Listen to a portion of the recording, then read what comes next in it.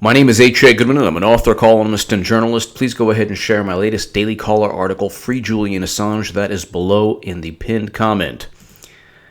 This is just unbelievable. They're after Trump now for reimbursing Michael Cohen.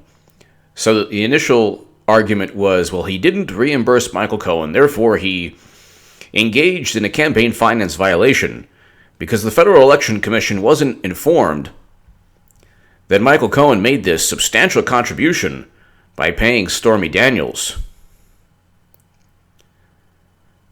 I love how Stormy Daniels is not even a part of any violation, accepting the money, signing an NDA. For hush money, you need a willing participant. You don't accept money to keep quiet unless you're participating or you're agreeing to keep quiet and taking the money. So, Rudy Giuliani, the main issue, this is hilarious, the main issue, the main thing they talked about was Hillary Clinton being a criminal. Go ahead, please, and share my last segment. I'll put that below in the pinned comment as well. But the unbelievable thing, here you have Giuliani says Trump reimbursed Cohen for Stormy Daniels' payment. Okay. And then you have the issue of people latching onto that and saying, oh my God, Trump broke campaign finance laws. Meanwhile, Hillary Clinton is getting sued for $80+ million funneled through the DNC into her campaign. Then she purchased a Steele dossier, and on CNN this evening, or yesterday evening, they were saying, oh, well, a law firm can purchase opposition research. There's no problem with that. But then the next question is, well, wait a second. Is the Steele dossier opposition research, or is it intelligence that warrants an investigation into Trump-Russia? Which one is it? You can't have it both ways. You can't simply say, well, it's just opposition research compiled by somebody who's an MI6 agent, former MI6 agent. It's really, benign. And then on the other side of the coin, it's, oh, this warrants a FISA, or this justifies a FISA warrant. It also justifies the Comey memos and justifies the Mueller probe. And she paid millions and millions of dollars. She did not inform the Federal Election Commission that she was using that money to pay for CrowdStrike as well, in addition to this. So two major components or entities that fostered the Trump-Russia nonsense. There's still zero hard evidence, zero even circumstantial evidence.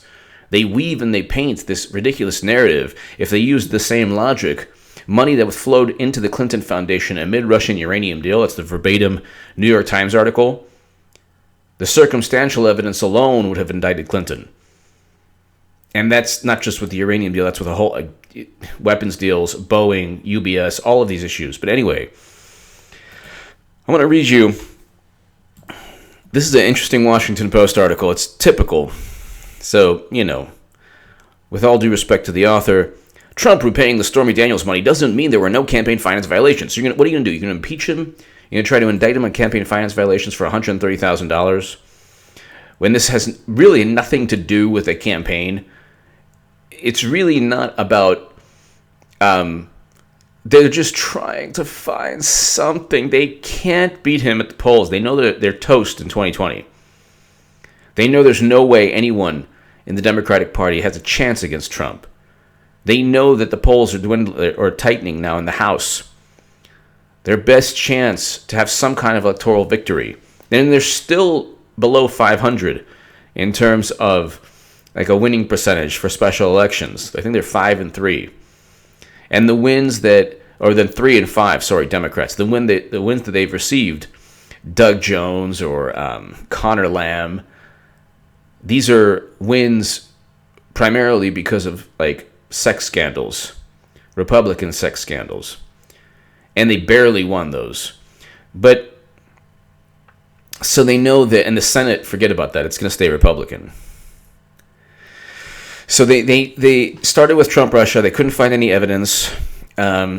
they contradict themselves by saying the Steele dossier was simply opposition research, but at the same token, it was enough intelligence to warrant this, 2-year or year and a half long obsession with Russia. But I'll just read you this. And then I'm going to read you the same Washington Post that talked about Hillary Clinton funneling money through her law firm without telling the Federal Election Commission. That had direct impact on the election and after the election. But I'll read you. Trump repaying the Stormy Daniels money doesn't mean there were no campaign finance violations. So they always have to change their narrative. Before it was, he didn't repay. Now, and then Giuliani said, you know what? He actually did. He hooked up Michael Cohen. He hooked up Michael Cohen, and it's all good. He was barely doing legal work, or actually wasn't. And he was paying $35,000 a month or a year. What is it? A retainer over a series of months. So let's just read this. It didn't take former New York Mayor Rudy Giuliani long to make his mark after joining President Trump's legal team. Unfortunately, the mark Giuliani left was on his client. Not really, but whatever. During an interview with Fox and Sean Hannity on Wednesday, Giuliani volunteered a startling bit of information. The $130,000 that Trump's attorney Michael Cohen admitted having paid to Stormy Daniels, Trump had repaid it. So you can't win. You just cannot win. At first they were saying, he didn't repay the money. Now they're saying, he repaid the money. Okay. She accepted the money too. That's the issue. Where's the illegality? It's not hush money because that's perfectly legal. I've read a Los Angeles Journal Review article that confidentiality agreements combined with, money is not it's not illegal. And if you want to call it hush money, it's an agreement. The person that's taking the money agrees to hush up. And the ridiculous notion that Stormy Daniels would be what kind of human being has her kid threatened in front of her, allegedly that's what took place, and doesn't inform the cops. That's a whole other story. But that money was not campaign money, sorry. I'm giving you a fact now that you don't know, Giuliani said to Hannity, raising the subject on his own. It's not campaign money, no campaign finance violation. Great. He knows the law. But then he goes, it's not entirely clear what Giuliani is claiming happened. Over the course of the interview, he told Hannity that Trump repaid Cohen through a monthly $35,000 retainer over a series of months when he was doing no work for the president, an amount that Giuliani said included a little profit and a little margin for paying taxes for Michael. Later, he speculated the money might have been paid out of law firm funds. Regardless, Giuliani said it didn't matter for legal purposes. According to Lawrence Noble, a senior director and general counsel at the Campaign Legal Center, that's not true. How the payment was made doesn't affect the legality. There was still almost certainly a campaign finance violation. Well, then what about Hillary Clinton, who funneled money from the DNC into her campaign? $80+ million, and they're worried about. It's pretty interesting how the media focuses on 130,000. They don't focus on 80+ million. DNC wants money back. Clinton. Some Democrats want Hillary Clinton to return the DNC's money. The National Party agreed to pay $1.65 million for her campaign email list and other resources. So the DNC wants its money back. Some Democrats want... DNC officials tell Hillary Clinton they want their money back. Okay. So that's just hilarious. The DNC wants a refund from Hillary Clinton. So even the conspirators aren't getting along anymore. The DNC was basically an extension of Clinton's campaign. Correct the record. According to the Campaign Legal Center, by the way, it was also a campaign finance violation. This is, I believe this is the Campaign Legal Center. This is a advocacy group that also went after Hillary Clinton for numerous issues, far outweighing $130,000. So if you want to, it's unbelievable. They're focusing, what they do is brilliant in terms of propaganda because they know the Washington Post will just latch onto it and forget that Hillary Clinton is actually guilty of far worse. So I wrote an article in the Daily Caller. Clinton should be indicted for campaign finance violations. She not only funneled money through the Steele dossier, through her law firm, without paying for the Steele dossier. $9 million? I'll read that in a second. But correct the record, was also an extension of her campaign. There were also issues of campaign donations that were illegal, and a whole bunch of other issues. I mean, 60 plus million by one estimate, and then she's being sued for 80 plus million. This is all money funneled through the DNC. The DNC literally had a contract with the Clinton campaign. This is not normal. The RNC does not do this with any candidate. And so the same person that the Washington Post interviewed for this article also can list a whole bunch of campaign violations from Clinton. Worse, if the purpose of this was to stop Daniels from hurting the campaign, Noble continued, then what you have is Cohen made a loan to the campaign. And it was an excessive loan because lending the campaign money is a contribution. It was an excessive contribution until it's repaid. Okay, but it was repaid. Trump, he said, can make contributions of any size to his own campaign. Giuliani alluded to this too. But the campaign just can't take loans of any size from anyone without reporting them, as long as Trump pays them back later. If that were legal, there would be no point to having campaign finance laws. Candidates could, this is hilarious. Hillary Clinton literally accepted $80 plus million funneled through the DNC. That's documented in Politico. Well, 60 to 80 million. Well, 60 million is funneled. Hold on one second. Politico down ticket Democrats. Politico down ticket Democrats. 60 million.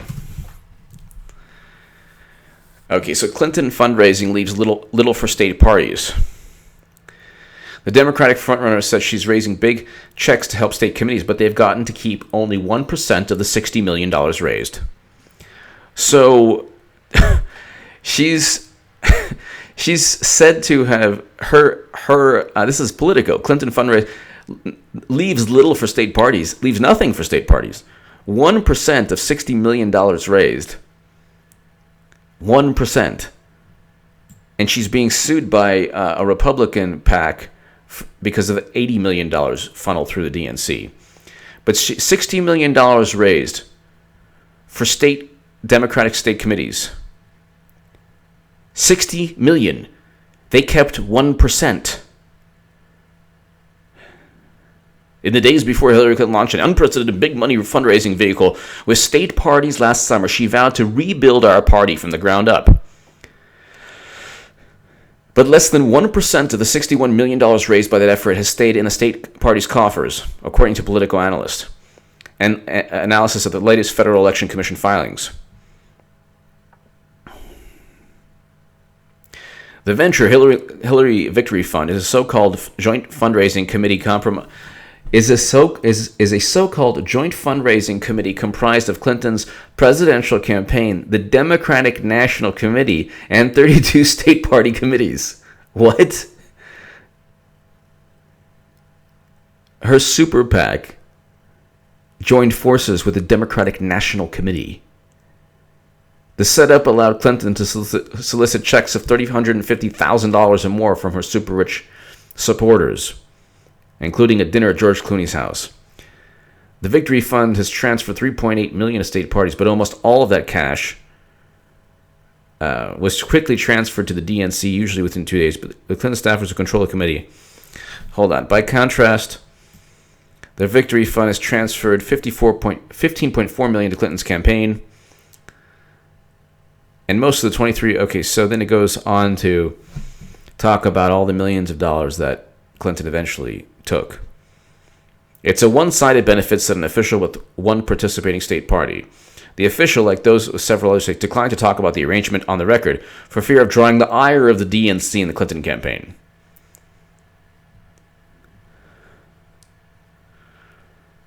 Some fundraisers who work for state parties predict the arrangement could actually hurt participating state parties. Well, of course.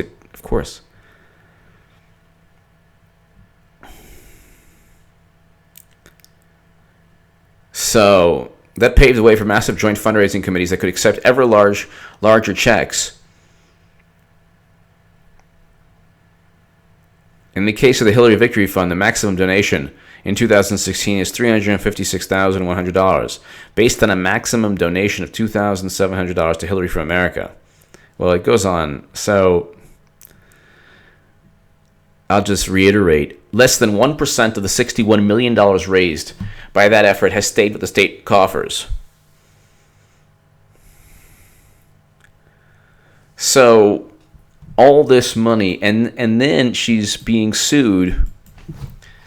And I haven't even gotten to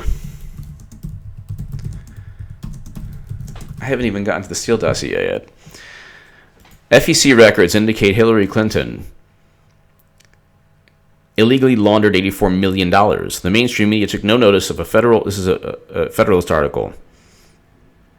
The mainstream media took no notice of a federal court filing that exposes a $84 million money laundering conspiracy to Democrats executed during the 2016 presidential election.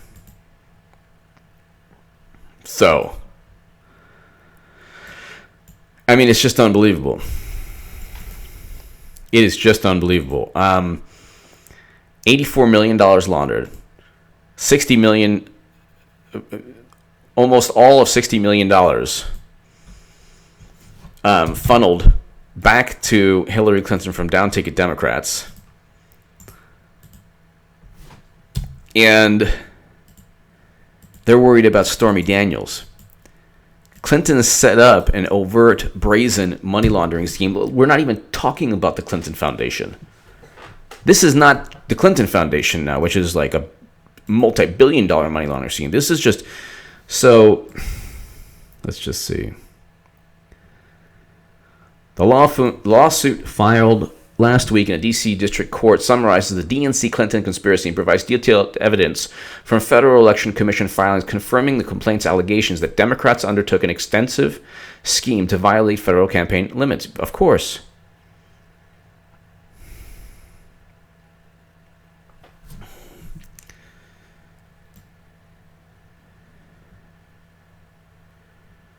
So, during the 2016 presidential election, Hillary Clinton, the DNC, and participating state Democratic committees established the Hillary Victory Fund as a joint fundraiser committee to accept contributions from large donors, some exceeding $400,000. FEC records, however, show several large contributions reported as received by the Hillary Victory Fund and the same amount on the same day, recorded as received by the DNC from the state committee, but without the state committees ever reporting the contribution. Okay. So it doesn't take a brain like a rocket scientist to understand what's going on. Again, the evidence is damning. According to Politico, while state party officials were made aware the Clinton campaign would control the movement of the funds between participating committees, one operative who has relationships with multiple state parties said that some of their officials have complained that they weren't notified of the transfers into and out of their accounts until after the fact. So you're talking about millions and millions of dollars. You're talking about millions and millions of dollars. And we're not even getting to the fact that DNC wants some of its money back, which is hilarious. So then it goes on. Like I could read the Stormy Daniels issue, the Washington Post article. Oh my God, it's $130,000 loan to the campaign because this had to do with shutting her up, and or I should say hush money. And oh my God, Stormy would have sunk. No. Does anyone on the planet think that this would have affected Trump? Trump's campaign would not have been affected, not even one vote. Not even one vote. This is a profanity alert. Well, it's not just, it's out there. 53% of white women voted for Trump, even after he said in a hot mic that he grab women by the pussy. Okay, and 53% of white women were like, you know what? I don't care. I'm not voting for Clinton. Okay? So So tell me again how having sex with Stormy Daniels would have influenced anyone's vote. It certainly would not have influenced the male vote. And the female vote, I doubt it would have influenced at all. It would have been a minor footnote to a campaign where, he was painted as this madman, racist, sexist ogre. Oh my God, he's going to destroy the planet. Oops. He'll win the Nobel Peace Prize because North and South Korea are close to a peace deal, peace talks and negotiations. Every single propaganda spin doesn't work. So, okay, and I haven't even gotten to the Steele dossier yet, but let's get to the Steele dossier. Let's just finish this really quickly. Okay, so it gets worse. Giuliani suggested it was funneled through the firm's legal fees. Noble said is evidence of the intent to hide the source. Evidence of the intent to hide? Okay. It's not, look, obviously Trump had sex with her, and then Michael Cohen and Trump said, okay, look, what will it take for you to keep quiet? How much money? Stormy Daniels has already alluded to the fact that she could have made more money had she done this or that. It's all about money for Stormy Daniels. So then she tried to make this into a moral issue, and her attorney is trying to make this into this big grandiose issue. At the end of the day, he had sex with a porn star, and he said, "Here, how much money do you want?" to not tell anyone. But she actually told like People magazine, but then she twice in a signed affidavit stated that she did not have sex with Trump.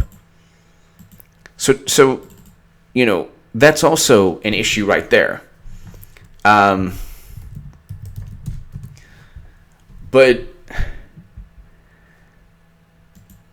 so it's all convoluted, and they're trying to make this into this entire.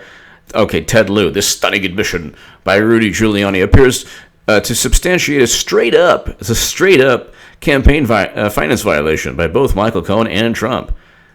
No, it's not. This has nothing to do with the campaign. You have Hillary Clinton funneling tens of millions of dollars to the Democratic National Committee. Do you think that they've notified the FEC of these transactions? How do you funnel money through a political party when the money is supposed to be for quote unquote down ticket Democrats or state parties, local Democratic politicians? You funnel all that money into a miserably failed $1.2 billion debacle travesty, where you then blame Russia from an opposition research dossier that you then claim it's just opposition research. So now they're saying, like, if Cohen loaned Trump the $130,000 by making the payment to Stormy Daniels so that her story wouldn't come out before the election, that loan would have had to have been reported. At the end of the day, though, you have to prove that it would have affected the outcome of the election. And you also have to prove that Stormy Daniels was forced to accept the money. That sketch is hilarious. Some people say it's William Dafoe or Tom Brady, but it doesn't matter. It wasn't reported to police. This is a public service announcement. If somebody threatens you like that, you go to the police. And if the police say, "Hey, take matters in your own hands," meaning, protect yourself, Second Amendment, protect yourself, wink, wink, nudge, nudge.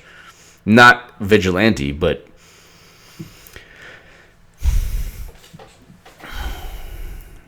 I've had a police officer tell me when I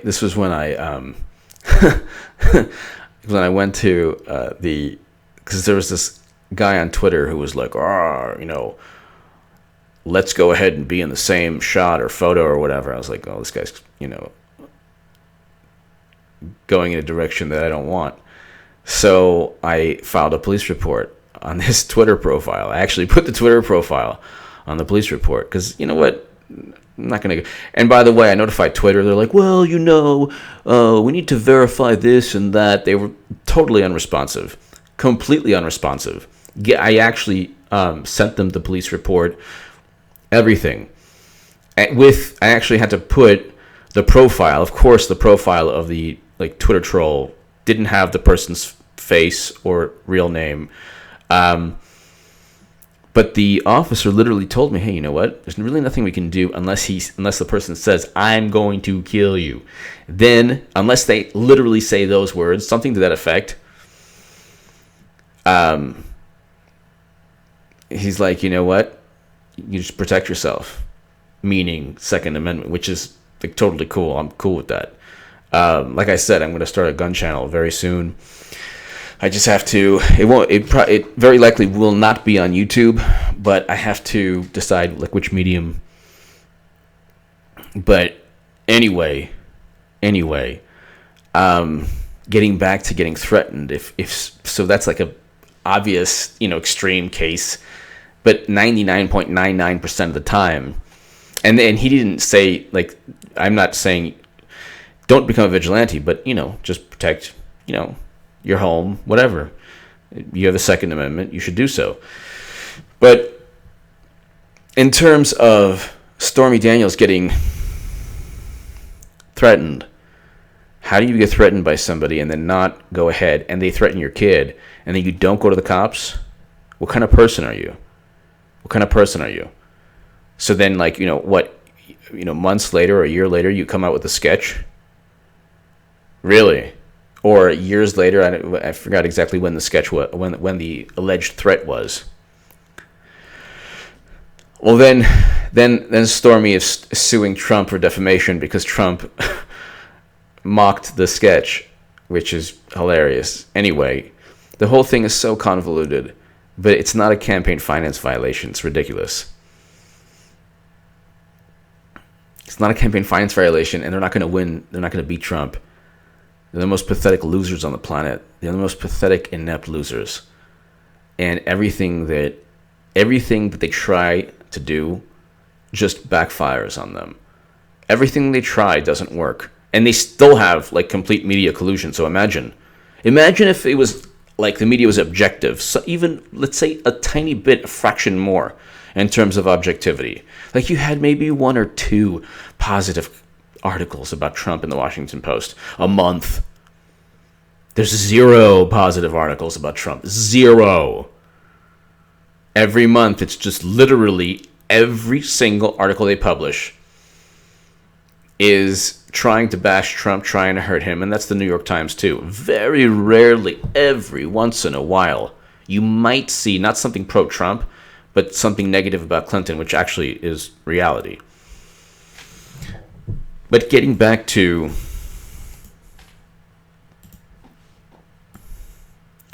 Clinton campaign, DNC paid for research that led to Russia dossier. This is the Washington Post.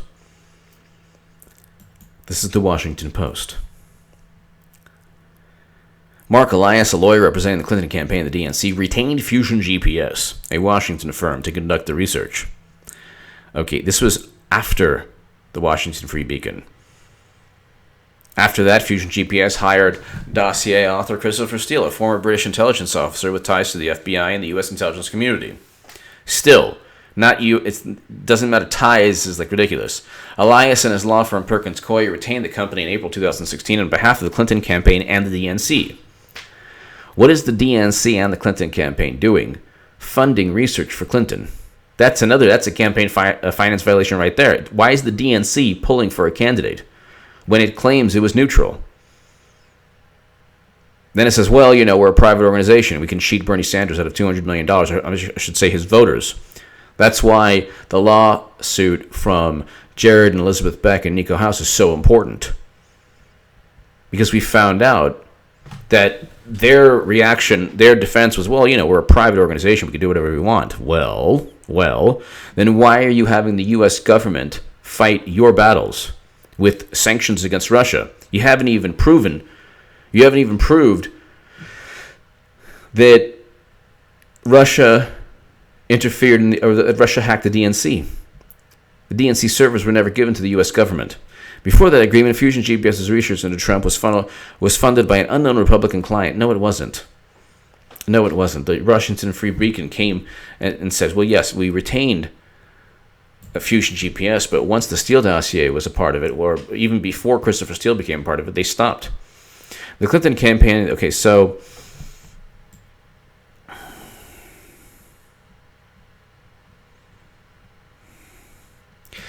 the Clinton campaign paid Perkins Coie, whatever, $5.6 million in legal fees from June 2015 to December 2016, according to campaign finance records. And the DNC paid the firm $3.6 million in legal and compliance fees. Though it's impossible to tell from the filings how much of that work was for other legal matters and how much of it related to Fusion GPS. If they didn't explain to the Federal Election Commission that they purchased a dossier with compiled with Russian operative sources, and they also retained CrowdStrike. Let's see, hold on one second. CrowdStrike. Yeah, they also retained CrowdStrike. So let's just...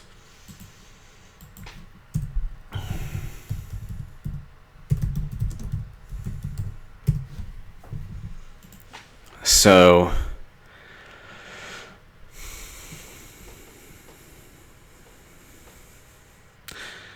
DNC Perkins Coie may have engaged CrowdStrike instead of FBI without consulting DNC officers. Clinton campaign law firm brought in both Fusion GPS and CrowdStrike. They literally purchased the Russian hacking and Russian interference or Russian collusion nonsense through that law firm. Was the Federal Election Commission notified that campaign money was being given to a former intelligence officer of another country that was providing not just quote-unquote opposition research, but research that the FBI would eventually use? Is that not a federal election crime or violation? Isn't that illegal to go ahead and utilize... Well, I mean, let's not even get into the fact that they claimed it was a fair and neutral primary and lied about it. That's a whole other story. That's fraud right there. And even the judge in the DNC fraud lawsuit said so. But it was a technicality that, ended the first chapter of the lawsuit. They're still ongoing now. Jared Beck, Elizabeth Beck, and Nico House are still on phase 2. That lawsuit has not ended yet. It's actually still going.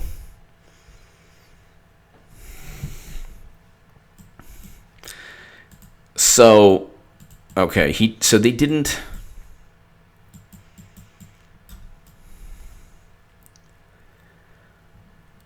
So people involved in the matter say they would not disclose a dollar amount paid to Fusion GPS, but the DNC and the DNC shared the cost, but that the campaign and DNC shared the cost.